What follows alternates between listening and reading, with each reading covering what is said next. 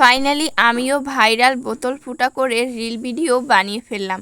ভিডিওটা দেখতে যতটা সুন্দর, বানাতে কিন্তু সত্যি অনেক ঝামেলার। সম্পূর্ণ দেখলেই বুঝতে পারবেন আমি কিভাবে বানিয়েছি। আসসালামু আলাইকুম এভরিওয়ান, কেমন আছেন সবাই? আশা করি সবাই ভালো আছেন। আল্লাহর রহমতে আমরাও ভালো আছি।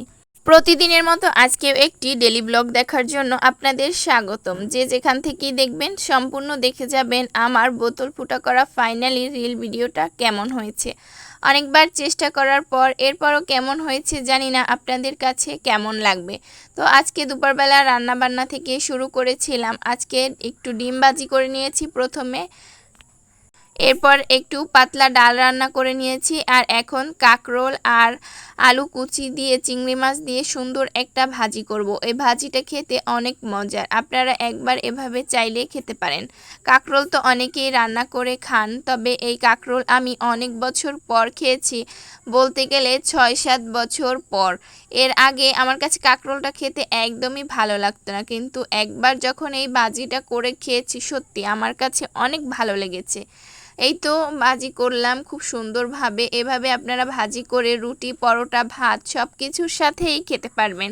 কিছুটা বাজার নিয়ে আসা হয়েছিল সবজি, তো ওইগুলো একটু গুছ করে রেখে দিলাম। ফাইনালি আমার ভাজিটা হয়ে গিয়েছে, এই তো এখন নামিয়েও নিচ্ছি। এরপর আপনাদের সাথে শেয়ার করব সেই ভাইরাল পানির ফোয়ারা, মানে বোতল ফুটো করে। তো এখন বানাবো ফাইনালি যে কিভাবে বোতল ফুটো করে এই পানির ফোয়ারা বা রিল ভিডিওটা বানিয়েছি আপনাদেরকে দেখাবো। দেখুন, আমি এখানে একটি বোতল নিয়েছি আর এরকম একটা চিকন পিন দিয়ে প্রথমে ফুটো করতে গিয়েছিলাম, কিন্তু আমার পিনটাই একদম বেঁকা হয়ে গিয়েছে। আর এইভাবে অনেকক্ষণ, মানে সুন্দর যত ছোট ছোট এবং অনেকগুলো যদি বেশি ছিদ্র করতে পারেন আপনার এই পানির ফোয়ারাটা কিন্তু অনেক সুন্দর হবে। এই তো আমি অনেকক্ষণ সময় নিয়ে ধীরে ধীরে করছি। আপনি যদি এটা কোনো মোটা বা বড় সুচ দিয়ে বা সুচ দিয়ে করেন তাহলে কিন্তু আপনার পানিগুলো বেশি ভালো করে বের হবে না, এবং পানিগুলো খুব তাড়াতাড়ি বের হয়ে যাবে, দেখতে অতটা সুন্দর লাগবে না। এরকম একটা চিকন ছোট সুই নিয়ে তারপরে করবেন। সুই নিতে পারেন অথবা একটা সেফটি পিনও নিতে পারেন। এই সুই নিলে কিন্তু আপনার হাত ব্যথা হয়ে যাবে একদম।